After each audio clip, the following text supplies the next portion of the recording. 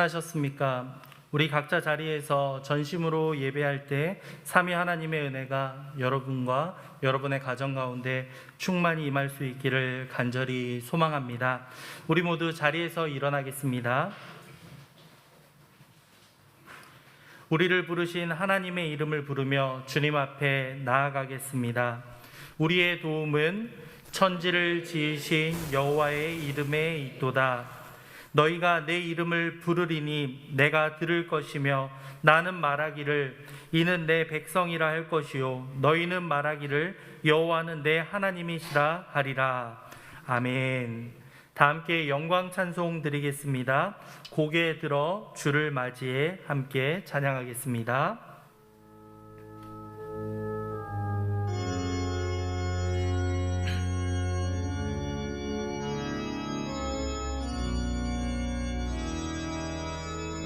고개 들어 주를 맞이해.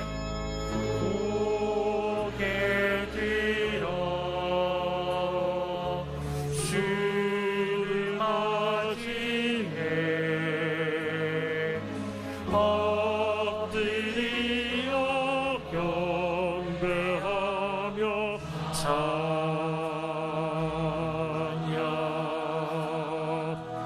왕의 위엄이 신령과 진정한 찬양으로 영광 돌려 만왕의 왕께. 고개 들어 주를 맞이해. 고개 들어 주를 맞이해. 엎드려 경배하며 찬양.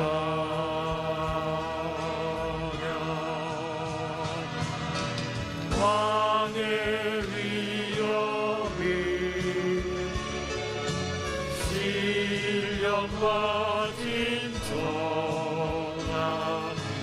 찬양으로 영광 돌려 만왕의 왕께. 아멘. 모두 자리에 앉으시겠습니다. 다 함께 십계명 낭독하겠습니다. 십계명입니다. 하나님이 이 모든 말씀으로 말씀하여 이르시되 나는 너를 애굽 땅 종되었던 집에서 인도하여 낸 내 하나님 여호와니라. 제1은 너는 나 외에는 다른 신들을 내게 두지 말라. 제2는 너를 위하여 새긴 우상을 만들지 말고 또 위로 하늘에 있는 것이나 아래로 땅에 있는 것이나 땅 아래 물속에 있는 것에 어떤 형상도 만들지 말며 그것들에게 절하지 말며 그것들을 섬기지 말라. 나 내 하나님 여호와는 질투하는 하나님인즉 나를 미워하는 자의 죄를 갚되 아버지로부터 아들에게로 3-4대까지 이르게 하거니와 나를 사랑하고 내 계명을 지키는 자에게는 1000대까지 은혜를 베푸느니라. 제3은 너는 내 하나님 여호와의 이름을 망령되게 부르지 말라. 여호와는 그의 이름을 망령되게 부르는 자를 죄 없다 하지 아니하리라. 제4는 안식일을 기억하여 거룩하게 지키라. 엿새 동안은 힘써 내 모든 일을 행할 것이나 일곱째 날은 내 하나님 여호와의 안식일인즉 너나 내 아들이나 내 딸이나 내 남종이나 내 여종이나 내 가축이나 내 문 안에 머무는 객이라도 아무 일도 하지 말라. 이는 엿새 동안에 나 여호와가 하늘과 땅과 바다와 그 가운데 모든 것을 만들고 일곱째 날에 쉬었음이라. 그러므로 나 여호와가 안식일을 복되게 하여 그날을 거룩하게 하였느니라. 제5는 내 부모를 공경하라. 그리하면 내 하나님 여호와가 내게 준 땅에서 내 생명이 길리라. 제6은 살인하지 말라. 제7은 간음하지 말라. 제8은 도둑질하지 말라. 제9는 내 이웃에 대하여 거짓 증거하지 말라. 제10은 내 이웃의 집을 탐내지 말라. 내 이웃의 아내나 그의 남종이나 그의 여종이나 그의 소나 그의 나귀나 물은 내 이웃의 소유를 탐내지 말라. 예수께서 이르시되 내 마음을 다하고 목숨을 다하고 뜻을 다하여 주 너희 하나님을 사랑하라 하셨으니 이것이 크고 첫째 되는 계명이요 둘째도 그와 같으니 내 이웃을 내 자신같이 사랑하라 하셨으니 이 두 계명이 온 율법과 선지자의 강령이니라. 아멘. 이 시간 참회의 기도를 드리겠습니다. 오늘 하나님의 말씀 앞에 한 주간의 삶을 돌아보며 혹시라도 우리가 그릇된 모습으로 주님 앞에 나아간 적은 없는지, 하나님의 자녀로서 부끄러웠던 모습이 있지는 않은지 우리 자신을 돌아보기 원합니다.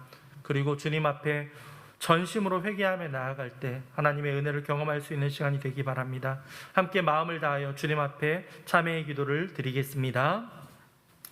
사랑과 은혜 풍성하신 하나님 아버지여, 주님 우리들의 긍휼 여기시며 우리의 나약했던 모습들, 우리의 쓰러졌던 모습들을 주님 앞에 의미합니다. 주님 우리를 긍휼히 여겨주시옵소서. 우리를 불쌍히 여겨주시고 하나님의 복심이 없이 우리가 살아갈 수 없는 주님 도와주시옵소서. 주님 하나님의 자녀로서 거룩한 모습으로 날마다 주님 안에서 성공할 수 있는 주님 도와주시옵소서. 주님의 자녀로서 거룩한 믿음을 떼어나는 삶, 주님 안에서 진정한 기쁨을 경험할 수 있도록 아버지 도와주시옵소서. 우리의 주와 같은 모든 지망을 주님 앞에 그 마음으로 주인지 알고로 주인지, 그리고 우리가 심지어 깨닫지 못하게 지었던 모든 죄를 주님 앞에 회개합니다. 주님 우리를 긍휼히 여겨주시옵소서. 아버지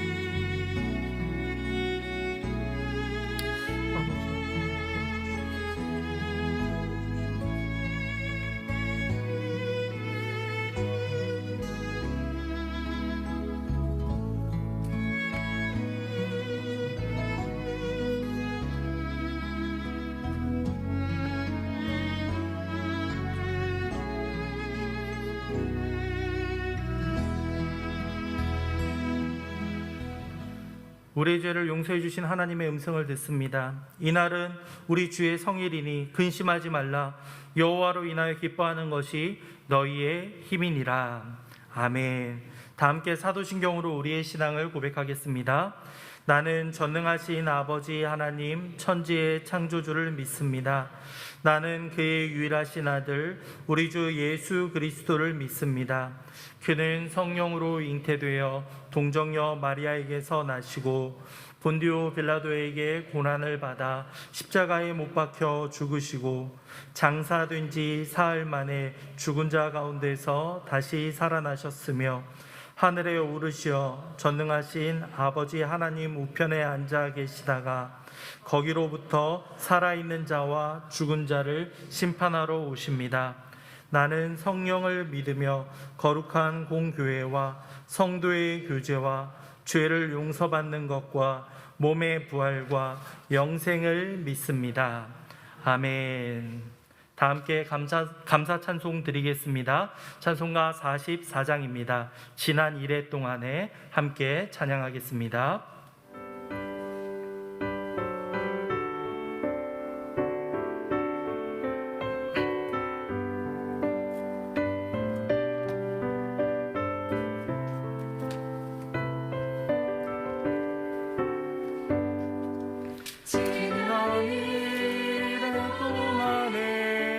예수 인도하였으니 주의 전에 모여서 감사 찬송합니다.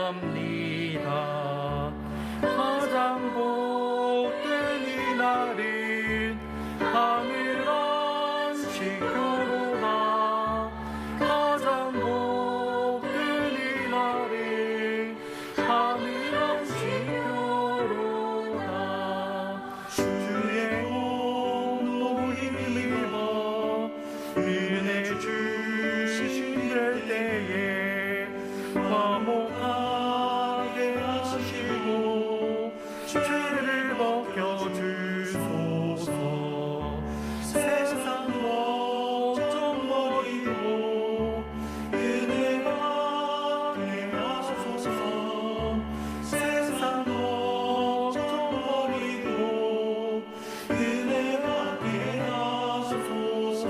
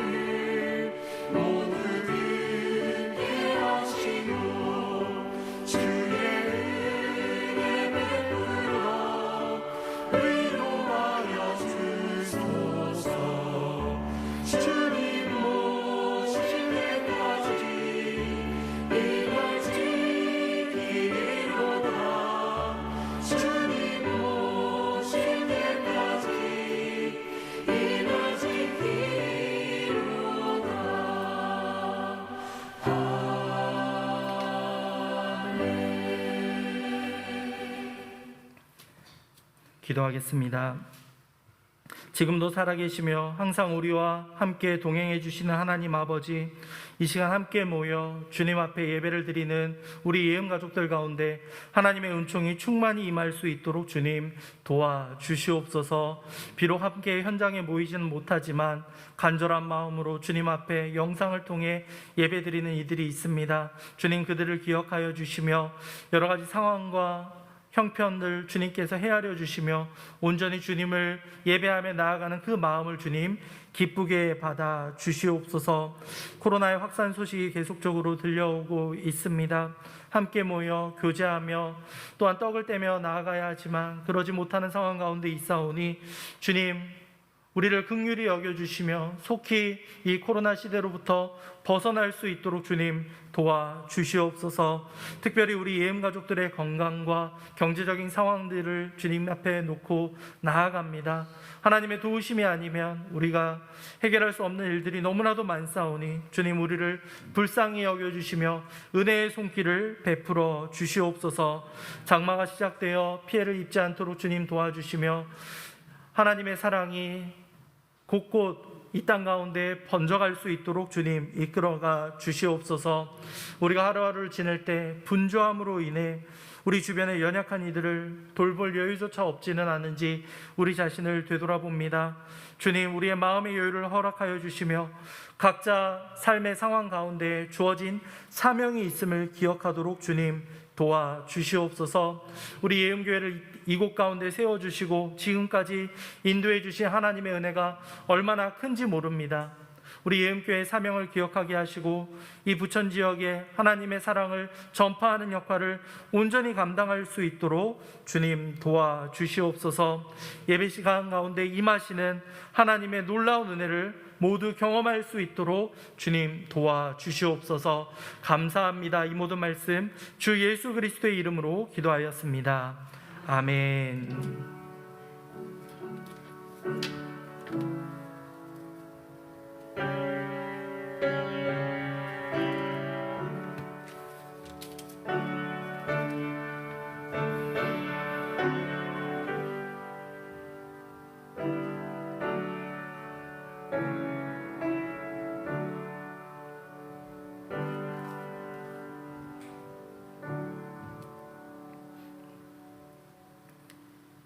이 시간 함께 나눌 말씀은 시편 128편 1절에서 6절까지의 말씀입니다. 구약성경 899면에 나옵니다. 시편 128편 1절에서 6절까지의 말씀입니다.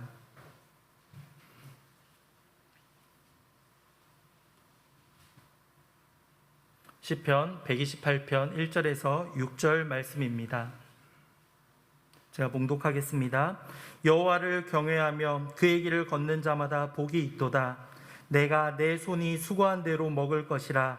내가 복되고 형통하리로다. 내 집 안방에 있는 내 아내는 결실한 포도나무 같으며 내 식탁에 둘러앉은 자식들은 어린 감람나무 같으리로다. 여호와를 경외하는 자는 이같이 복을 얻으리로다.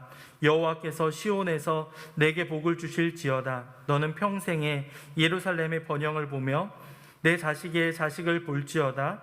이스라엘에게 평강이 있을지로다. 아멘. 이는 하나님의 말씀입니다. 하나님께 감사드립니다.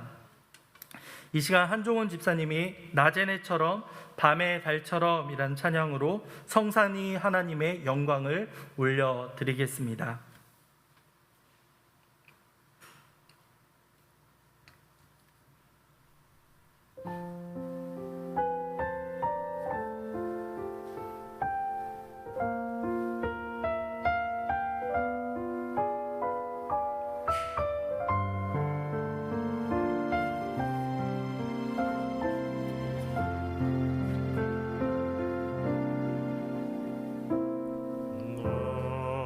새내처럼 밤은 달처럼 그렇게 살 순 없을까. 욕심도 없이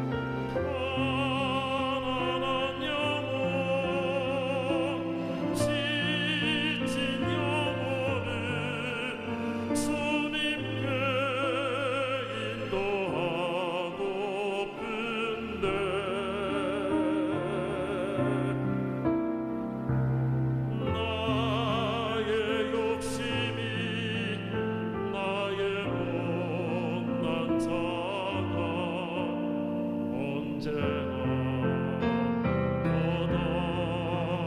침대여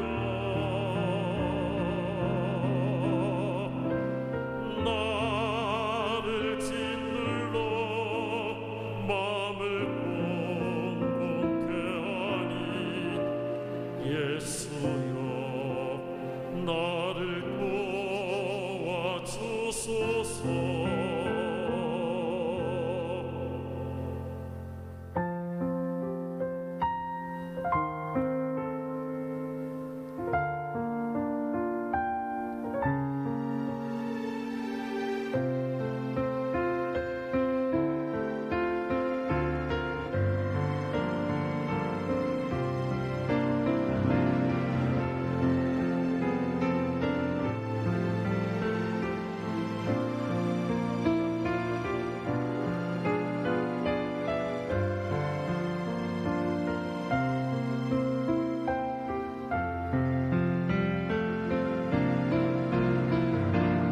주의 사랑이 베푸는 사랑 값없이 거저주는 사랑 길어 하나님 주는 것보다 받는 것 더욱 좋아하니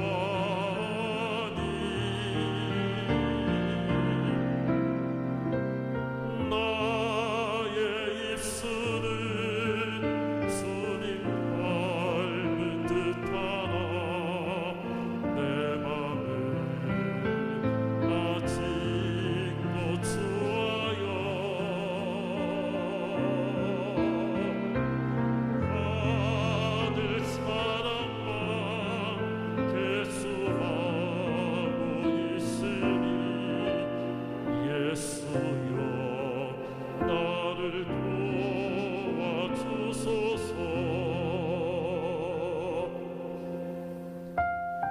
나를 짓눌러 마음을 꽁꽁게 하니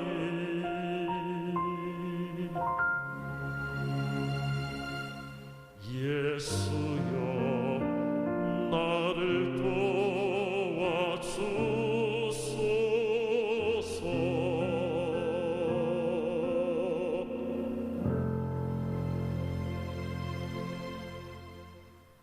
아멘. 하나님의 은혜와 사랑이 우리 예음 가족들 가운데 충만히 임할 수 있기를 간절히 소망합니다. 오늘 읽은 시편 128편 말씀은 개인의 복에 대해서 이야기를 하면서 시작을 하는데요. 그 복이 그곳에서 끝나는 것이 아니라 예루살렘, 수도인 예루살렘과 나아가 온 이스라엘에게까지 번져가는, 이렇게 퍼져가는 모습을 그려주고 있습니다. 그래서 학자들 가운데에는 가을 축제 때 이렇게 부른 축복의 노래이다 라고 하는 이들도 있고요, 결혼식을 축하하는 노래로도 이것이 불렸다라는 이들도 있습니다. 남편과 아내 그리고 자녀의 후손들까지 축복하는 내용이 오늘 말씀 가운데 담겨 있기 때문입니다. 우리가 속해 있는 지역과 나라에게까지 그 복이, 그리고 우리의 후대에게까지 넘쳐나는 모습들을 상상해 본다면 얼마나 기쁘고 좋은 일이겠습니까? 그런데 오늘 말씀에서는 이 모든 복이 이렇게 임하는 것이 가능하기 위해서는 중요한 것이 하나 전제되어야 한다라고 말씀하고 있습니다. 그것은 바로 여호와를 경외하는 일이다 라고 말씀하고 있죠. 경외하다라는 단어를 살펴보면 공경하다와 두려워하다라는 말이 합해진 의미입니다. 일반적으로 공경하다라고 하면 누가 떠오르십니까? 공경의 대상은 여러분들 누구였습니까?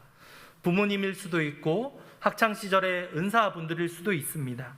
그리고 여러분의 인생의 고비 때 여러분을 극적으로 도와주며 조언을 해주었던 사람이 떠오를지도 모릅니다. 그분들을 생각하면 누가 무슨 말을 해주지 않아도 우리의 마음 한켠이 따뜻해지는 경험들을 할 겁니다. 그래, 그때 그분이 나를 도와주셨지, 나를 이끌어 주셨지라고 생각을 하면 우리의 마음이 이렇게 힘을 얻는 경우들이 있습니다. 반대로 두려워하다라고 했을 때 여러분은 어떠한 상황이 떠오르십니까? 과거에 무서웠던 경험이나 상처와 아픔들이 여러분의 마음을 휘감아 올 수 있습니다. 과거의 그 트라우마라고 하죠. 그것이 너무나도 컸기 때문에 혹시라도 지금 나에게 또다시 그런 일이 일어나지 않을까? 미래에 또 그런 일이 일어나면 어떨까? 라는 마음이 우리의 마음에 이렇게 딱 사로잡으면 가만히 있다가도 이렇게 부들부들 떨리는 두려움이 우리를 휘감아 올 수 있습니다. 공경하다라고 처음에 했을 때에는 따스한 마음이었는데 두려워하다라고 하니까 이렇게 부정적인 느낌들이 자리 잡게 되는데 이 두 가지가 함께 공존할 수 있다는 것, 그것이 과연 가능해 보이십니까? 하나님을 경외하다, 여호와를 경외하다라고 했었을 때 여기서 나오는 두려움은 우리가 일반적으로 떠오르는 그 무서움이나 공포가 아닙니다. 하나님의 영광과 주권을 생각하며 그것을 가진 사람들이 느낄 수 있는 거룩한 두려움과 경건한 공경하는 마음, 이것이 바로 여호와를 경외하는 모습이라 할 수 있습니다. 그렇기 때문에 경외라고 할 때 또 존경하는 마음으로 조심한다라는 뜻도 가지고 있습니다. 과거에는 여호와를 두려워하는, 하나님을 이렇게 좀 무섭게 생각하는 어르신들을 많이 뵀던 것 같아요. 그런데 시간이 점점 흘러가면 흘러갈수록 여호와를 경외하고 두려워하는 사람들의 모습은 점차적으로 사라져가고 있습니다. 사랑의 하나님, 자비의 하나님에 대해서 너무나도 이야기를 하고 우리가 그것을 듣기 좋아하기 때문에 때로는 하나님을 경외의 대상으로 여겨야 되지만 그것에 관심이 없고 두려워하지도 않으며 무서워하지 않고 우리가 마음대로 대해도 되는 분인 것처럼 우리가 착각하는 경우가 많이 생겨나는 것 같습니다. 미국 장로교회 목사이며 샌프란시스코 신학교에 신학과 설교를 가르치는 도널드 맥켈로우라는 분이 있습니다. 그가 내가 만든 하나님이라는 책에서 이렇게 이야기합니다. 우리는 더 안전한 신에 대한 환상을 가지려고 합니다. 그래서 우리는 우리가 다루기 쉬운 곳으로 하나님을 데려가고 있습니다. 우리는 하나님을 가볍게 여기는 시대를 살고 있습니다. 이것은 하나님의 백성들에게 있어 항상 유혹거리였고 실패거리였습니다. 우리는 골치 아픈 신보다는 우리 마음에 맞고 숭배하기 쉬운 신을 더 좋아하기 때문에 우상을 재구성해내고 있습니다. 하나님이, 우리가 믿고 따르는 하나님이 우리 마음대로 재구성해서 우상으로 전락해버릴 수도 있다라는 겁니다. 우리는 시내산 아래에서 금송아지를 두고 하나님이시다, 우리를 출애굽시켜 주신 분이다 라고 믿던 이스라엘 백성들과 똑같은 실수를 저질러서는 안 됩니다. 우리의 필요에 의해서 혹시라도 하나님을 만들어낸다면 그 모습은 결코 하나님이 원하시는 모습이 아니며 그분을 경외해 드려야 될 자리에서 떨어뜨리는 일을 우리 스스로가 하는 겁니다. 양극단으로 하나님을 이해하면 언제나 위험성이 따릅니다. 하나님을 너무 무섭고 두려워하는 분으로만 생각을 하면 그분께 다가가기도 힘들고 우리의 진실된 마음을 아뢰기도 힘들어집니다. 반대로 하나님을 너무 가볍게만 생각하면 하나님을 항상 곁에 있으면서 내 편만 들어주고 내 말만 들어주며 내 모든 허물을 그냥 눈 감아주시는 분으로 전락시켜 버릴 수도 있습니다. 그렇기에 신앙생활에서의 이 하나님을 바라보는 균형이 중요합니다. 우리가 하나님을 어떻게 바라보고 그분을 어떻게 대하고 있는지 우리 자신을 점검해 볼 필요가 있습니다. 우리는 모두 하나님의 사랑 안에서 복을 받고 평안한 삶을 살기 원합니다. 그것은 우리 모두 공통된 모습입니다. 하지만 하나님께서 주시는 그 복의 그 부스러기를 경험하기 이전에 먼저 우선시해야 될 것은 내가 정말, 내가 진실로 하나님을 경외하고 있는가, 하나님을 생각하고 있는가를 돌아볼 필요가 있습니다. 오늘 이 시간 말씀을 통해서 여호와를 경외한다는 것이 어떠한 의미이며 함께 하나님께서 주시는 진정한 복을 누릴 수 있는 방법이 무엇인지, 그것을 어떻게 나눌 수 있는지 함께 살펴보도록 하겠습니다. 먼저 1절 말씀을 보시기 바랍니다. 한 번 더 읽겠습니다. 1절입니다. 여호와를 경외하며 그의 길을 걷는 자마다 복이 있도다. 아멘. 이 1절 말씀이 굉장히 중요합니다. 시편 전체의 주제를 담고 있기 때문인데요. 여호와를 경외하는 것 자체가 우리가 이 땅에서 누릴 수 있는 가장 큰 복이라고 우리에게 알려주고 있습니다. 그렇다면 여러분은 이미 하나님께서 주실 수 있는 가장 큰 복을 받은 하나님의 자녀입니다. 무엇을 더 주세요, 더 채워주세요가 아니라 우리가 이미 하나님의 복을 경험한 사람임을 여러분들 잊지 마시기 바랍니다. 여호와를 경외하는 것과 함께 한 가지를 더 언급하고 있는데요. 그의 길을 뭐라고요? 걷는 자마다 복이 있도다 라고 말씀하고 있습니다. 여호와의 길을 걸어간다라는 것은 하나님께서 가르쳐 주신 그분의 뜻, 도리를 따라 살아간다라는 의미입니다. 우리가 입술로는 하나님을 두려워합니다, 그분을 경외합니다 라고 쉽게 말할 수 있습니다. 그런데 우리의 평상시의 삶, 주일뿐만이 아니라 평상시의 삶 가운데 여호와와 함께 걸어가고 있습니다, 그분과 동행하고 있습니다, 이렇게 자신 있게 말할 수 있는 사람은 그리 많지 않습니다. 입술로는 고백하지만 그 고백대로 그 길을 걸어가기는 쉽지 않기 때문입니다. 그렇기 때문에 우리가 신앙생활을 하면서 하나님께서 주시는 진정한 복을 깨닫고 그 복을 구하면서 살아가면서도 항상 부족하고 무언가 채워지지 않는 그 갈급함을 느끼는 이들이 있다는 겁니다. 하나님이 이미 다 주셨는데도, 이것이 지금 넘치고 있는데도 무언가를 더 채워야 한다라는 그런 마음이 자리 잡고 있는 거죠. 우리가 가지고 있는 그 믿음 자체가 이미 가장 큰 복입니다. 다른 무엇이 뒤따라와야지, 그것이 채워져야지 복을 경험했다라고 말하는 것이 아니라 우리가 이미 하나님께서 주시는 가장 큰 복을 받은 사람입니다. 완료되었다라는 겁니다. 이것이 전제될 때 그 다음에 따라오는 하나님의 은혜들을 우리가 잘 이해하고 그것을 나눌 수도 있기 때문입니다. 사실 우리 자신을 돌아본다면 우리 주변에 우리보다 성격도 좋고 성품도 훌륭한 하나님을 믿지 않는 사람들도 여러분 만나 보셨을 겁니다. 그런 사람들을 생각해 본다면 과연 내가 이렇게 하나님의 자녀로서의 그 은혜를 내가 얼마나 생각하고 있는가.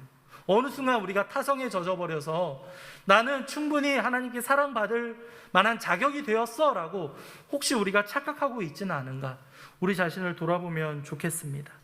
2절에는요 하나님께서 주시는 복이 무엇인가 분명히 말씀하고 있습니다. 함께 읽겠습니다.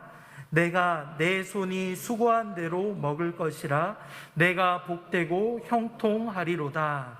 아멘. 하나님께서 주시는 복이 어떠한지 중요한 특징이 나와 있습니다. 내가 내 손이 수고한 대로 먹을 것이라.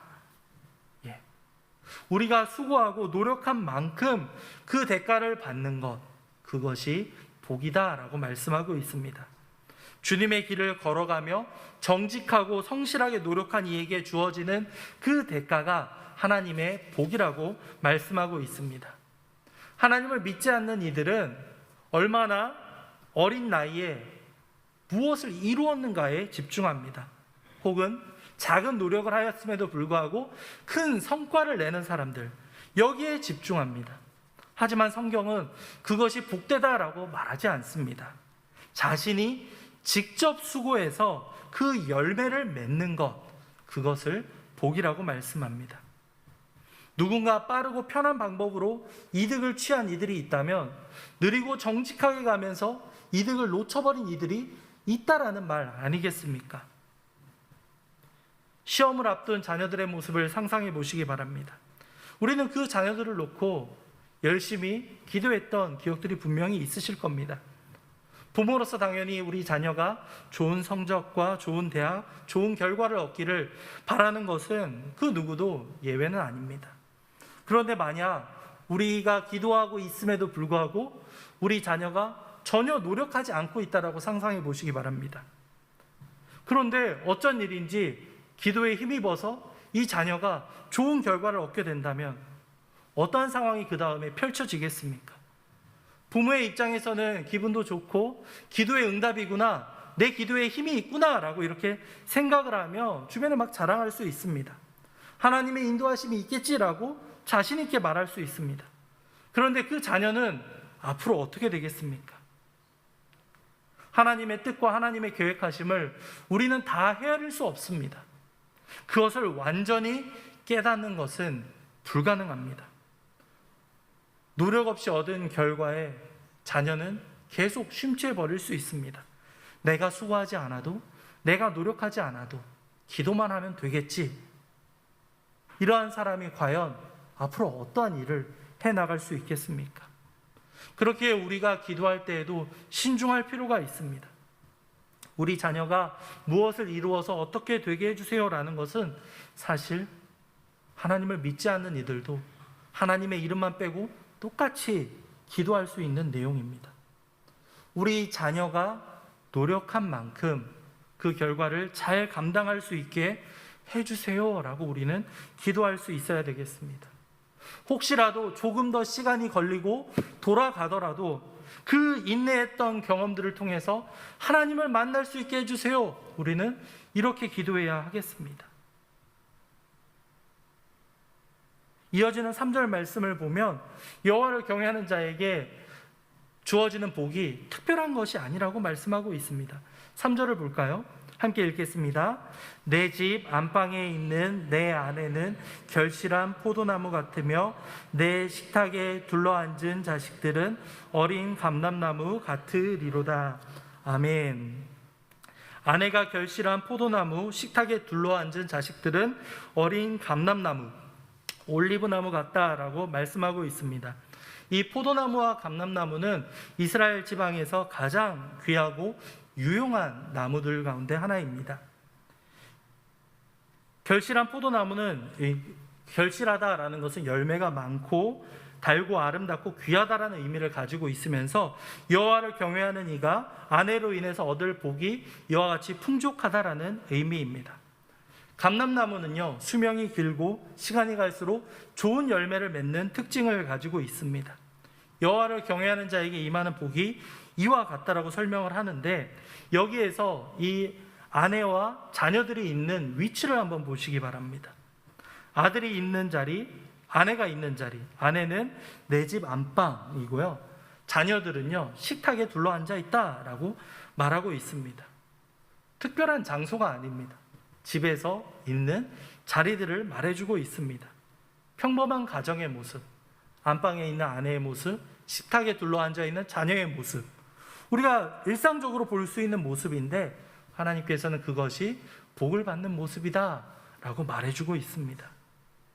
각자의 일에 쫓겨서 함께 가족들이 모이지 못하고 식사 교제를 하지 못한다면 그것이 참 얼마나 마음 아픈 일이겠습니까? 함께 아내가 그 자리에 있고 자녀들이 함께 모여 식사를 할 수 있는 모습들, 이것이 성경에서는 복이다라고 말씀하고 있는 겁니다. 여호와를 경외하는 가정이 하나님께서 주시는 복은 굉장히 특별하고 엄청난 것이 아니라 이와 같이 평범한 것이라고 성경은 우리에게 알려주고 있는 겁니다. 수고한 대로 얻을 것이다. 아내가 방에 있으면서 포도나무 같고 자녀들이 식탁에 둘러앉아 있으면서 올리브나무, 감람나무 같을 것이다 라고 말씀하는 것이 성경에서는 복이라고 이야기를 하고 있는 겁니다. 오늘 말씀을 준비하면서 통계청 자료를 한번 살펴보았는데요, 2019년 2년 전인데 초중고 학생 가운데 100명 가운데 4명 정도가 집을 떠나 가출을 한 경험이 있다고 합니다. 그런데 이들이 왜 가출을 했는가 이렇게 살펴보았더니 61.7%, 절반 이상이 부모님과의 갈등 때문이었다, 부모님과의 문제였다라고 답을 했던 겁니다.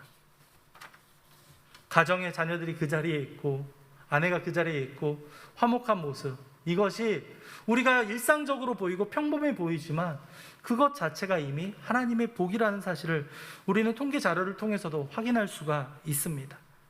누군가를 찾아도 그 자리에 없게 되고 만날 수 없다면 그것이 얼마나 큰 불행이겠습니까? 가족 모두 올바른 신앙을 가지고 하나님을 함께 경외한다면 그 가정에서 겪는 어려움들을 잘 이겨갈 수 있습니다.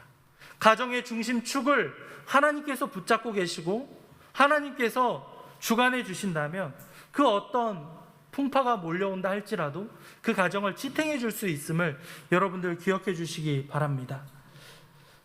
4절 말씀은 이렇게 정의 내리고 있습니다. 여호와를 경외하는 자는 이같이 복을 얻으리로다.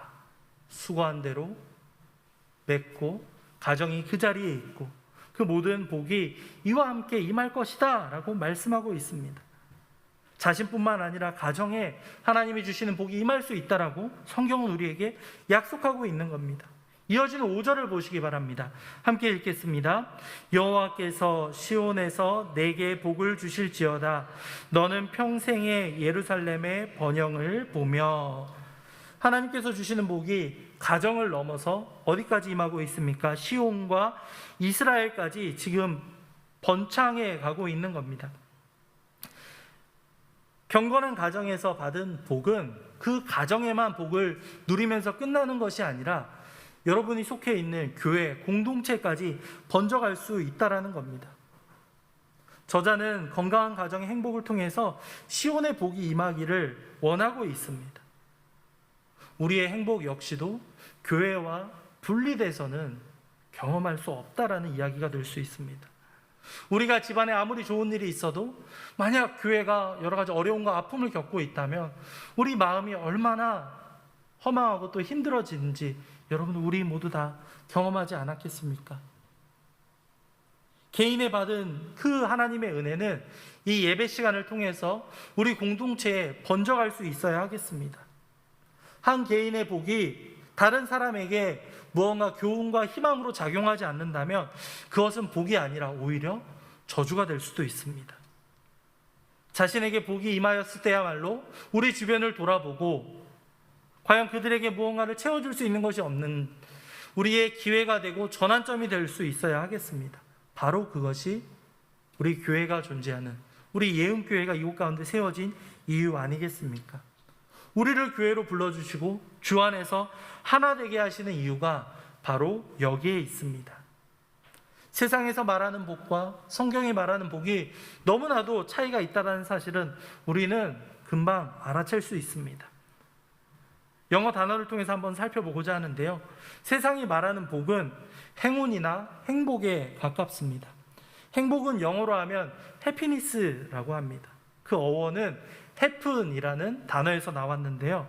이 말은 우연히 만나다, 우연히 일어나다 라는 의미입니다. 세상에서 말하는 일이 우연히 우리에게 임할 수 있다는 겁니다. 그래서 여기에서 파생된 게 해프닝이라는 단어가 있죠.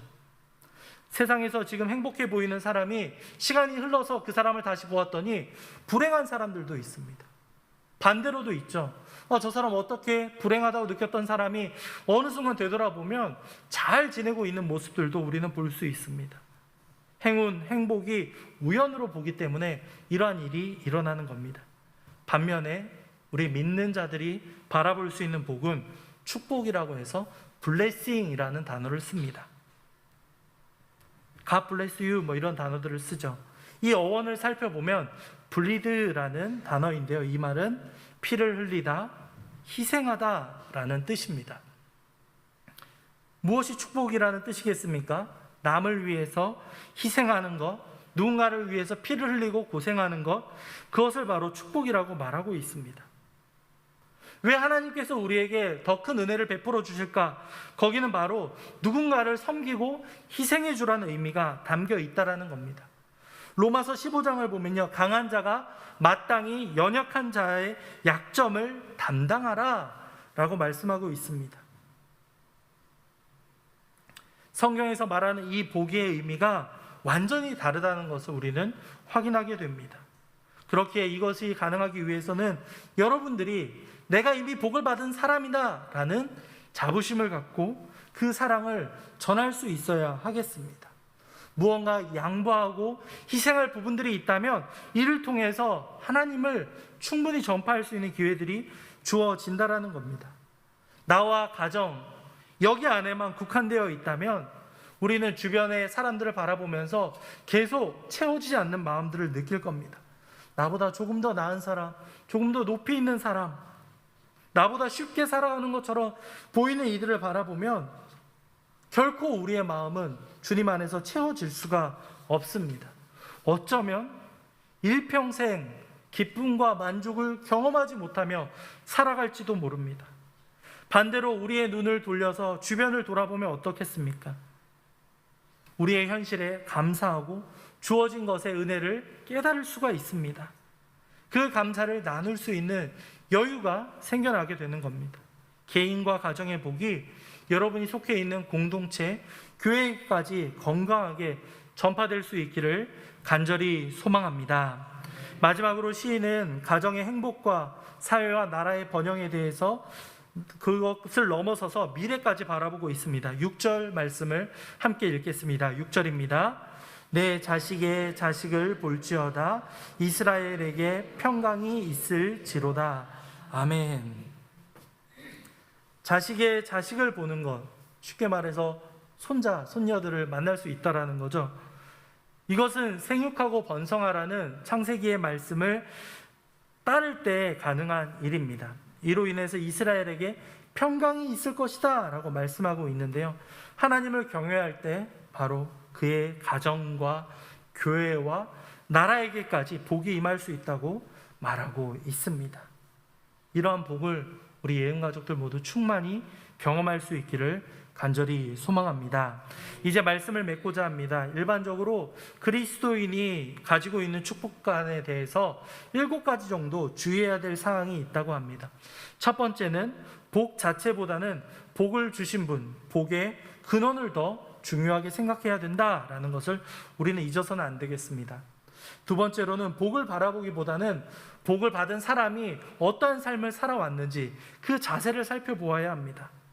세 번째로는 복을 받은 다음에 그 은혜를 잊지 않도록, 내 힘이 아니라 하나님의 은혜로 주어졌다라는 사실을 우리는 놓쳐서는 안 되겠습니다. 네 번째로는 시험에도 들 수 있다라는 사실을 우리는 기억해야 되겠습니다. 처음에는 그것이 복인 줄 알았는데 시간이 흘러서 그것이 오히려 우리를 넘어뜨리고 힘들게 하는 경우들도 있을 수 있다라는 겁니다. 다섯 번째로는 이기심과 교만에 빠지기 쉽다라는 것을 알고 그것이 우리를 넘어뜨릴 시험거리가 될 수 있다라는 것들, 네 번째와 동일합니다. 여섯 번째로는 겸손하게 반응해야 된다라는 것들을 기억해 주시기 바랍니다. 우리가 겸손하게 나아갈 때 하나님께서는 우리에게 주어진 것보다 더 큰 것을 채워주실 수가 있습니다. 하나를 주어서 넘어지는 사람에게 하나님께서 어떻게 2개의 은혜를 베풀어 주실 수가 있겠습니까? 우리가 겸손히 반응하며 나아갈 때 하나님께서 더 큰 은혜를 우리에게 주어줄 수 있다는 것들을 기억해 주시기 바랍니다. 마지막 가장 중요한 7번째는 바로 우리에게 주어지는 복이 사명이라는 것을 잊어서는 안 되겠습니다. 우리가 다른 사람보다 가지고 있는 재산일 수도 있고요, 건강일 수도 있고 어떠한 여유적인 상황들이 있다라면 그것을 통해서 누군가를 섬겨주고 희생해야 되는 사명과 책임이 뒤따른다는 것을 우리는 잊어서는 안 되겠습니다. 우리가 가지고 있는 사명이라는 것이 굉장히 무겁다라는 것을 놓쳐서는 안 되겠습니다. 오늘 말씀을 통해 우리는 여호와를 경외하는 것이 우리의 삶의 시작이라는 것, 우리의 삶을 지탱하는 근본이라는 것을 말씀드렸습니다.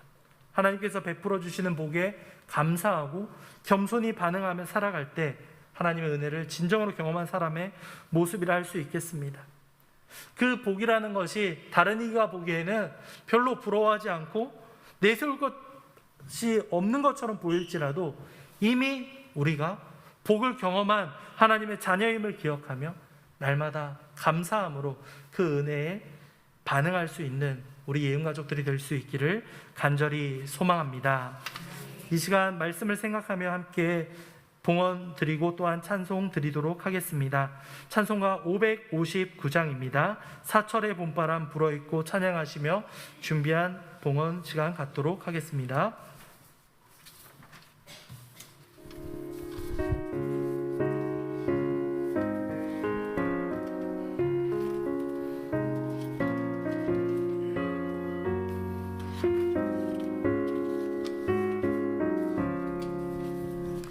사철의 봄바람 불어있고 하나님 아버지 모셨으니 믿음의 반석 곧 든든하다. 우리 집 즐거운 동산이라. 고마워라 임마누엘 예수만 섬기는 우리 집. 고마워라 임마누엘 복되고 즐거운 하루하루. 어버이 우리를 보이시고 동기들 사랑에 뭉쳐있고 기쁨과 서름도 같이 하니 한강의 총하로 천국이라. 고마워라 임마누엘 예수만 섬기는 우리 집. 고마워라 임마누엘 복되고 즐거운 하루하루.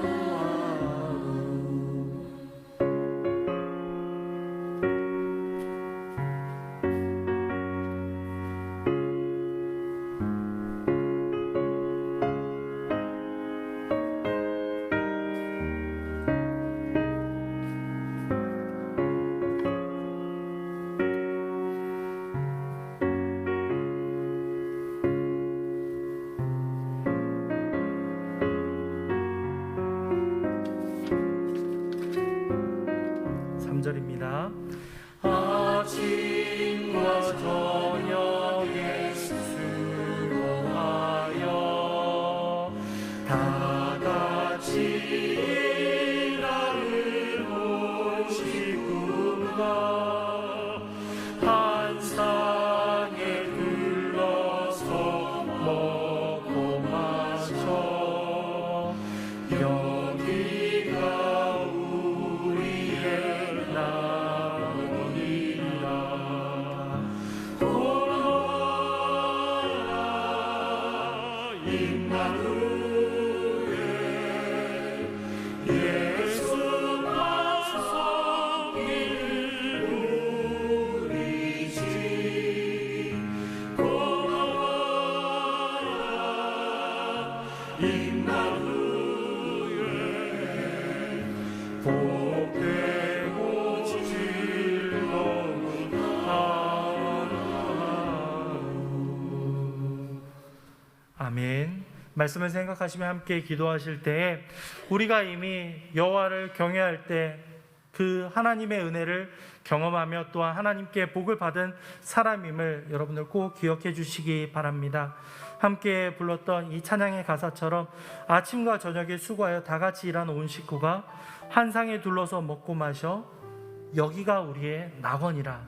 여러분의 가정이 이미 하나님께서 베풀어 주신 낙원이 될 수 있기를 간절히 소망합니다. 여러분의 그 모습이 여러분뿐만 아니라 우리의 가정, 나아가 우리의 교회, 여러분이 속한 공동체에까지 하나님의 복이 충만히 흘러갈 수 있기를 간절히 소망합니다. 이러한 마음을 가지고 함께 기도하겠습니다. 사랑과 은혜가 풍성하신 하나님 아버지 감사드립니다. 우리가 여호와를 경외함으로 말미암아 하나님께서 베풀어 주시는 그 복을 경험할 수 있기를 원합니다. 가장 공경하면서도 가장 두려워할 분이 하나님임을 기억하며 그때 하나님께서 베풀어 주시는 복을 우리가 이미 경험하였고 그 복이 우리의 가정과 우리의 교회와 우리의 공동체까지 흘러갈 수 있도록 주님 도와주시옵소서. 그 은혜를 우리만 누리며 끝나버리는 것이 아니라 우리 지어 이 땅과 이 나라를 위해서 기도하며 나아갈 때 주님께서 악해져가는 이 땅을 긍휼히 여겨주시며 하나님의 정직과 성실과 공의가 온전히 이 땅 가운데 자리 잡아갈 수 있도록 주님 도와주시옵소서. 아버지여 주님 이끌어가 주시옵소서. 주님 도와주시옵소서.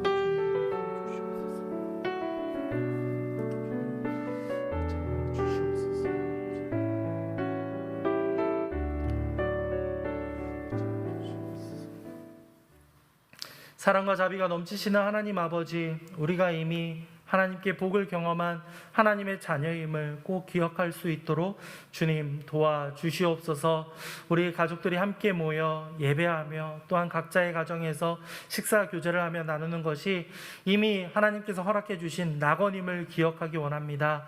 주님, 우리들의 부족해지는 그 마음, 강팍해지는 그 마음들을 내려놓고 하나님의 은혜와 사랑으로 우리가 은혜를 먼저 경험한 이후에 그 사랑을 우리 주변에 흘려보낼 수 있도록 주님 도와주시옵소서. 하나님을 가장 공경하면서도 가장 두려워할 수 있는 우리 모든 예언 가족들이 될 수 있도록 주님 이끌어가 주시옵소서.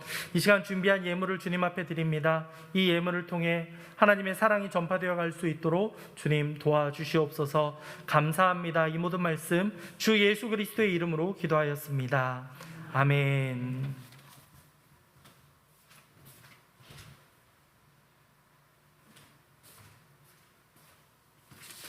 교회 소식 전해드리겠습니다. 오늘 오전 1, 2부 예배 인도와 설교는 제가 맡았습니다. 예배 및 기도의 안내를 주보를 참고해 주시기 바랍니다. 다음 주 월요일 7월 12일 월요일 오전 10시에 신학 강좌가 준비되어 있습니다. 유튜브를 통해서 여러분들 확인하실 수 있는데요.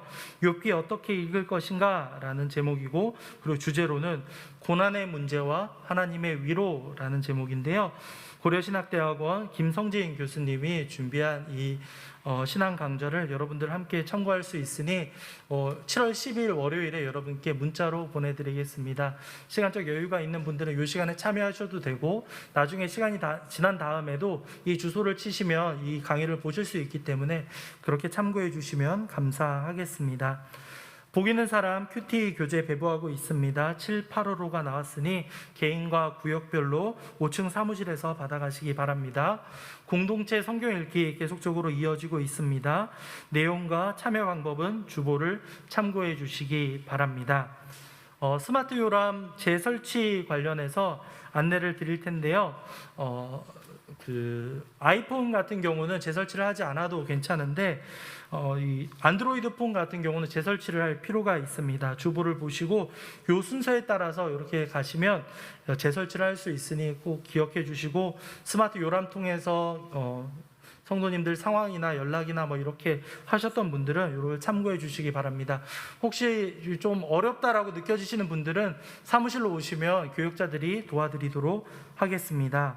교우 소식 전해드리겠습니다. 담임 목사님 오늘 참빛교회 주일 오전 예배 설교를 맡으셨습니다. 임시 당회장으로 여러 가지 참여하셨다라는 사실 여러분들 기억해 주시고 잘 마무리하시도록 그렇게 기도해 주시기 바랍니다. 떡 제공 있습니다. 안강노 집사님, 연희분 권사님께서 섬겨 주셨습니다. 한 주간도 주님의 사랑 안에서 그 여러분이 이미 경험한 복을 나눌 수 있는 우리 예음 가족들이 될 수 있기를 간절히 소망합니다. 자리에서 일어나실까요? 자리에 일어나셔서 함께 이렇게 인사해 주시기 바랍니다. 여러분은 이미 복을 받은 사람입니다. 이렇게 인사해 주시기 바랍니다. 여러분은 이미 복을 받은 사람입니다. 한 번 더 할까요? 그 받은 복을 나누기 바랍니다. 한번 인사해 주시기 바랍니다. 받은 복을 나누시기 바랍니다. 감사합니다. 마침 찬송 함께 찬양 드리겠습니다. 성도의 노래 부르시고 강복 선언으로 예배를 마치겠습니다.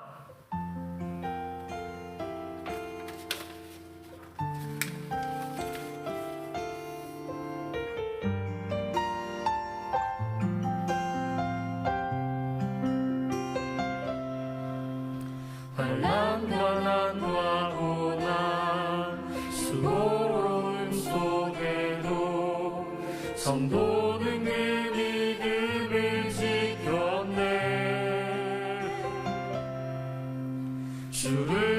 섬기는 일에 자신을 나들이며 진리의 말씀과 성령으로 그 길을 걸었네.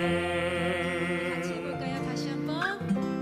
환난과 난과 고난 수고로움 속에도 성도는 그 믿음을 지켰네.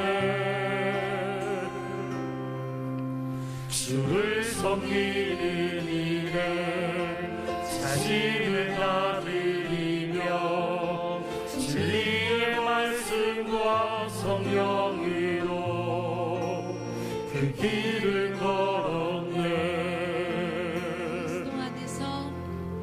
그리스도 안에서 새롭게 하시고 그리스도로 인하여 자유케 되었네.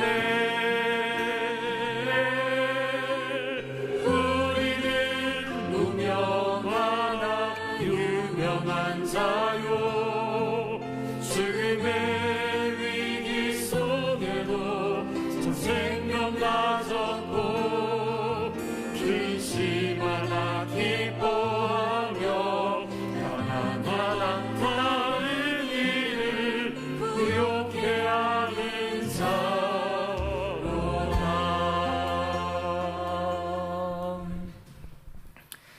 평강 중에 세상으로 나아가십시오. 마음을 다하고 목숨을 다하고 뜻을 다하여 하나님을 사랑하며 이웃을 내 몸같이 사랑하시기 바랍니다. 기도하겠습니다. 주 예수 그리스도의 은혜와 하나님의 사랑과 성령의 교통하심이 너희 무리와 함께 있을지어다. 아멘.